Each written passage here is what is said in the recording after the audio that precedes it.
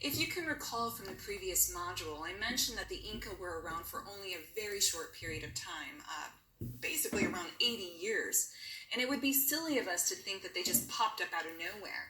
There were actually many other civilizations who inhabited the Andes region before the Inca came to power. So in this lecture, I'm going to provide a quick review of some of these previous civilizations. Continuities in cultural development were borrowed and amended from one tradition to the next over vast amounts of time. It is important to note that some of these traditions persisted until Inca times, with the Inca simply representing the next evolution in a particular style. And in fact, the Inca represent the climax of Andean civilizations. The dates of this region, especially the early dates, are tentative and tend to overlap. Early time periods are constantly being re-evaluated after new discoveries, so it is difficult to pinpoint the exact end of a particular civilization and the beginning of another. Therefore, there is some overlap with dates. Okay, so before we jump into these earlier groups, I want to do a quick recap of some terminology. If you can recall, a horizon are times in which power is centralized and social organization is at the level of state or empire. Now, an intermediate period is characterized by decentralization of power and a rise of regionalism. And a plain old period is a time span where no particular culture found widespread expression. I'm sure we're all familiar with the terminology you see here in this slide. However, please note that some sources will use either or both of these abbreviations for an era. For example, BC meaning before Christ or BCE meaning before current era can be used interchangeably because they mean the same thing. They represent the same block of time. The same goes for AD, which means Anno Domini, and CE, which means either current era or common era. So keep this in mind as we read through the book and you watch my lectures. BC and AD has been dropped from many recent sources to separate science and religion. However, I tend to respect the source and the way that they label the era, so you may see me switch back and forth. So understand the distinction between the two. Okay, let's get started with our tour. First things first, literally, we are beginning with the Lithic era, which dates around 20,000 to about 3000 BCE. Geography was very different during this time. Mountains were heavily glaciated, and the sea level was more than 100 meters, or 328 feet, lower than it is today. As glaciers melted, the sea level rose and advanced inland, and marine life shifted north. Now, humans entered the picture around 12,000 to 15,000 years ago. We know for sure that humans reached the tip of Chile around 13,000 years ago, so they had to have entered the continent sometime before that. Our understanding of when humans arrived in South America relies heavily on archaeology and the presence or absence of lithic artifacts like fluted points, knives, scrapers, basically the earliest hunting tools. By 10,000 to 11,000 years ago, distinct ways of life had evolved in the desert, tropical lowlands, and Sierra, and adaptive plant cultivation occurred around 9,000 to 11,000 years ago, and it was at this time that people began domesticating animals. The Lithic period ended around 5,000 years ago, at which point the sea level stabilized and present-day climate and ecological zoning was established. One of the best archaeological finds associated with the Lithic/Paleo-Indian period is Guerrero Cave, found at the base of Cordillera Negra in Peru. This is one of only a few highland sites dated to this time period. Specifically, Guerrero Cave is located in the Callejon de Hueles Basin and lies at about 8,200 feet above sea level. Numerous stone tools were found here, including scrapers, hammerstones, and one symbolic stone tool. This particular stone tool was wrapped in animal hide and tied with a cord, thereby initiating the long-standing Pan-Indian tradition of protecting, consecrating, and even animating objects through the act of wrapping them in material or fiber, and it is thought this is directly related to mummification. Now, human remains were also discovered at the site and date to around 11,000 to 9,000 years ago. Additionally, animal remains of rabbit, vizcacha, birds, and deer, as well as plant remains were also found. It was during the early Archaic period, around 6000 to 3000 BCE, that Paleo-Indians evolved into generalized hunters and gatherers and agriculturalists. Because of the steady availability of food, populations rapidly increased and permanent villages or settlements developed. Now, we have a decent understanding of hunting practice due to visual evidence of hunting, like cave paintings seen here. Chinchorros, located on the coast of Chile, is a well-known example of early archaic archaeological sites. Dating to around 5000 BCE, the people here developed a cult of the dead, whose notions of the afterlife included the preservation of the deceased via mummification, as the body must be intact for the afterlife. This archaeological site has the world's first instance of artificial mummification. An interesting fact is that most of those who were mummified were children and adolescents. Now, the process of mummification here is unique. The Chinchorros bodies were disassembled, had their internal organs removed, then they were reassembled with implanted reed supports and modeled facial details with clay. Some of the mummified remains were then interred in tombs, while others were left in the open. Here are a few examples of the mummified remains from Chinchorros. Note how they covered the face with clay or a clay mask, and how the internal organs were replaced by reed.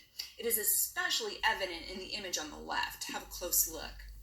Being intact for the afterlife was important, and internal organs and flesh rotted away after death, so they did their best to preserve the likeness of the person in life. But why kids? Perhaps because they never got the chance to achieve anything in life, so they needed the assistance to gain entrance into the afterlife. I'm not sure, this is just my own thought. The late Archaic, which dates to around 3000 to 1800 BCE, is the beginning of monumental architecture, craft technology, and regional art styles. It is the first time pottery vessels and loom-woven textiles came into use. Architecturally, small dwellings centered on plazas, and burials were richly furnished, with children's burials being more elaborate than adults. At this time, maize agriculture was not popular, or actually wasn't known, and subsistence centered on fishing and hunting.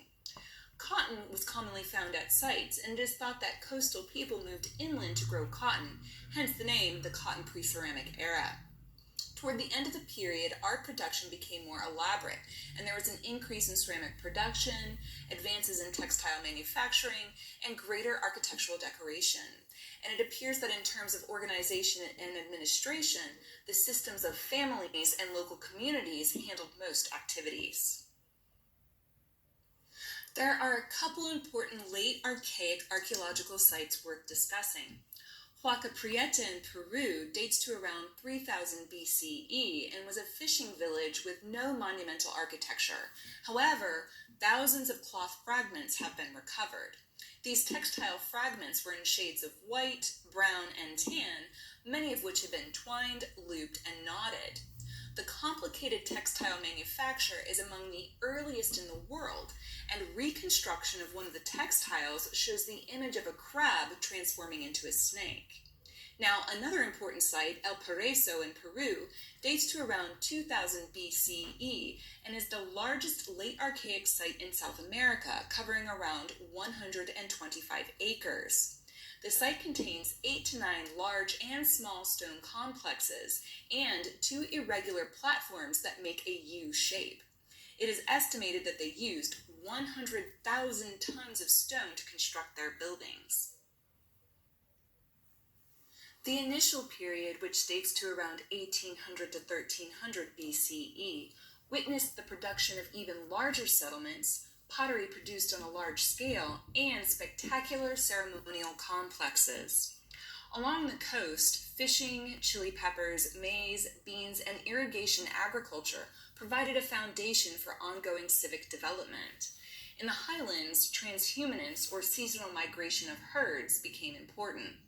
With regards to architecture, U-shaped centers and rectangular courts were favored along the coast, while sunken circular courts with rectangular platforms were favored in the highlands.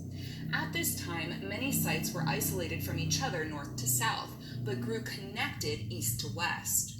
Major sites of this period include Huaca la Florida, Alto Sachin, Caballo Muerto, Chiripa, and the Cusco Basin. This is it. This is when we start to see big changes happening, the early horizon.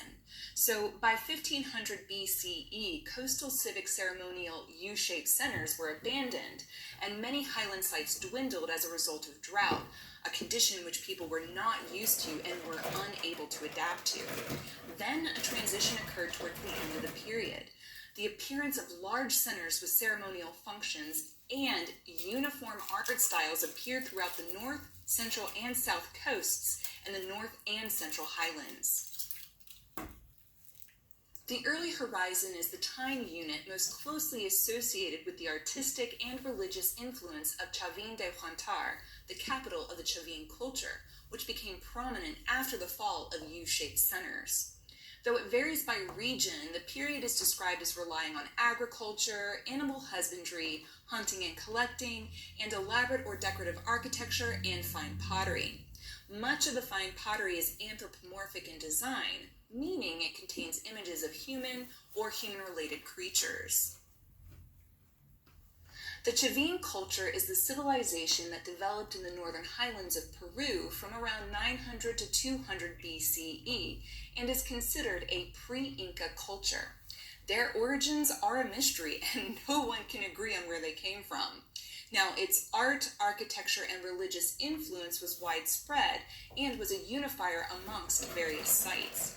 They synthesized the aesthetic systems of the coast and highlands, bringing together the sunken circular courtyards, U-shaped structures, and imagery of jaguars, snakes, and other various animals.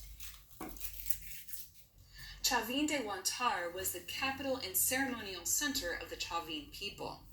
This site has a strong artistic tradition, which scholars divide into two periods called the Old Temple and the New Temple.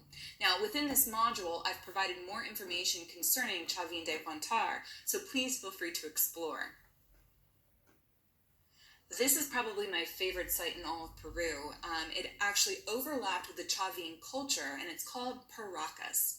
Paracas is located on a peninsula on the south coast of Peru, where fishing was the primary focus, along with trading. Based on artistic styles, it is assumed that Paracas was influenced by the Chavin culture. Probably the most amazing discovery at Paracas is the necropolis. This necropolis is located along the sea and contained numerous mummified elite bundles. These bundle burials contained seated mummies wrapped in extraordinary complex textiles. Now, these textiles were thought to have taken anywhere from 5,000 to 29,000 hours to complete. Okay, while you pick your job about the amount of time it took to make some of these textiles, let's talk about the bodies. The corpses were placed in a flexed seated position with knees pulled close to the chin and bound with a cord. The body was then wrapped in textiles and placed in a large basket containing offerings, after which both the body and basket were wound in many, many layers of plain textiles and placed in an underground crypt. The crypts were then covered and shafts were then constructed, which led down to the burials. The level of preservation at this site is amazing. I mean, just have a look at these pictures. The early intermediate period, around 400 BCE to 540 CE, is where we begin to see fragmented regional development, with the power at Chavin de Huantar beginning to wane. Individual sites and artistic traditions continue to grow, but there is no single governing group or culture. In fact, local settlements extend their power into adjacent valleys. It is also during this time that we see the rise of a distinct elite class called Caracas, who claim to have special descent from the founding fathers. Overall, due to varied developments per region, the period itself is very difficult to characterize. The most famous site associated with the intermediate period is Nazca, which is located on the coastal desert plain in Peru. The Nazca people constructed large pyramid structures, underground canals, worked gold, made textiles, and created finely painted ceramics. This site was neither a state nor a chiefdom, but rather was dispersed farming communities with strong ceremonial and religious ties. So, what is Nazca known for? You probably guessed it, the Nazca lines. The Nazca lines are geoglyphs made by removing dark stones from the surface to reveal lighter colored stones beneath. And believe it or not, the lines are only 10 to 30 centimeters deep and are visible from hilltops, so you don't necessarily need a plane to see them. There are several hundred lines ranging in size from 328 feet long to some that stretch for miles. So what do they mean? Well, we don't really know. The geometric ones could indicate the flow of water or be connected to rituals that summon water, and the spiders, birds, and plants could be fertility symbols. Other possible explanations include irrigation schemes or giant astronomical calendars. We don't really know for sure. The Moche or Mochica culture is an Andean civilization that flourished from 100 to 700 CE. The Moche were not politically organized as an empire or state. Rather, they were likely a group of autonomous polities that shared a common elite culture, as seen in the rich iconography and monumental architecture that survives today. They are known for their elaborately painted ceramics, gold work, monumental constructions, and irrigation systems.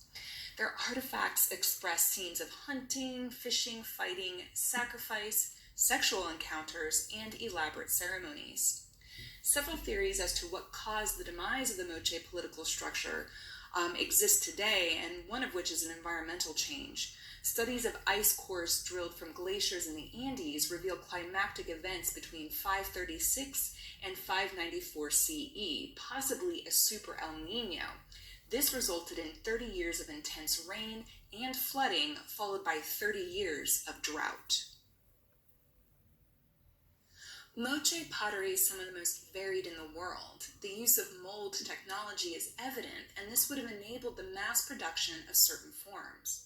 But Moche ceramics varied widely in shape and theme, with the most important social activities documented in pottery. This includes things like war, sex, metalwork, and weaving. We can't move on without addressing the Tiwanaku culture of Bolivia, which existed from 3200 BCE to 1100 CE. The site was a prosperous urban center and the hub of an expanding empire. Key to its long survival was its devotion to waru, or raised field agriculture. This allowed for the absorption of solar radiation during the day and released conserved energy during the night, preventing frost damage and allowing for sustaining large groups of people. In addition, they practiced herding of llama and alpaca. So what finally brought about their demise? A drought. This drought was documented in 950 CE, and they just could never recover from it. Some important notes on the site: it is identified as the place of Inca origin and later became a pilgrimage center. Here are a few images of Tiwanaku. It was a carefully planned ceremonial center covering around 990 acres and was surrounded by a moat. It is estimated that it housed around 20,000 to 40,000 people, and it is very important to note that Tiwanaku spans into the Middle Horizon time period. The Middle Horizon around 540 to 900 CE witnessed the out with the old and in with the new due to environmental stresses. It is during this time that we see the fall of the Moche, the continued power of Tiwanaku, and the rise of the Wari people. These three cultures were the fundamental precedents to the Inca Empire. In fact, the Inca took the concept of the Quipu from the Wari. The Wari culture was mainly represented by an architectural style, but its true nature is still debated. The Wari became dominant in much of the territory of the earlier Moche and later Chimu cultures. The reason for this expansion has been debated. It is believed to have been driven by religious conversion, military conquest, or the spread of agricultural knowledge. Its hallmark was high-walled enclosures, some reached as high as 39 feet. However, they never had much success on the coasts because their agricultural techniques did not work so well there. Around 600 CE, the population is estimated to be around 10,000 to 70,000 individuals, with the key to their success being agriculture and extensive trading networks. The late intermediate period around 900 to 1438 CE began with the decline of the Wari and the abandonment of Tiwanaku. It was a time of drought and competition for resources, and as a result, we see more defensive constructions, which is actually a hallmark of this time period. Now, despite this decline, we actually see two prominent sites come to be, Lambayeque and Chimu. The Lambayeque or Sican culture of Peru was established from around 900 to 1250 CE and succeeded the earlier Moche culture. Unfortunately, many of their sites have been horribly looted because of the excessive amounts of gold in the area, so it's really hard to comment on actual artifacts. However, we do know that they practiced burning of ceremonial centers prior to abandonment and that their graves were hierarchical. The most obvious difference in burial type based on social hierarchy was that commoners were buried in simple, shallow graves on the peripheries of the monumental mounds, while the elite of the Sican society were buried in deep shaft tombs beneath monumental mounds. The Chimu Empire found its footing during the late intermediate period around 1000 CE. Its rise led to the end of the intermediate period around 1438 CE. Unfortunately, it didn't last too long after that. Its capital was the city of Chanchan, which was a large adobe city in the Moche Valley.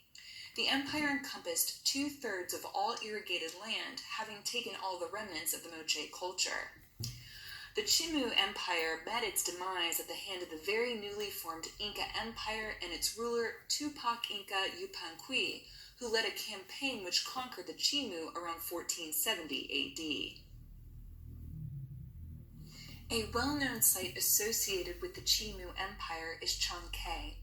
This site emerged in the south of Peru, but rather than develop into its own empire, it was politically integrated with the Chimu.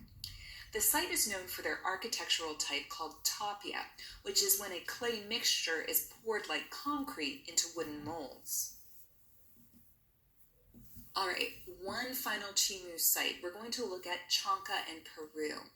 This site existed around 1100 CE and met its demise in 1438 CE at the hands of Tupac Inca. The defeat of Chanca and the conquest of their territory by the newly formed Incas was the initial step in the expansion of the Inca Empire.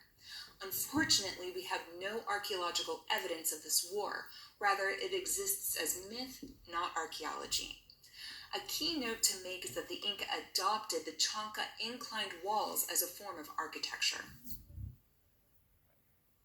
The Quilque culture, which is closely related to a ceramic style from the Valley of Cuzco, are seen as the ethnic beginnings of the Inca. They built a massive fortress called Sacsayhuaman during the 12th century, which was later used by the Inca following their occupation of the region. We're actually going to discuss this site in more detail later. Of a side note, they also adopted the quadripartite division from the Quilque culture as well. The late horizon, so 1438 to 1534 CE, is considered the rise of the Inca Empire. Evidence indicates a local or regional kingdom existed in Cuzco until the reign of Inca Viracocha, when he combined them all into one unit, which we identify as the Inca Empire. And this is the time frame in which we will be spending the remainder of our class.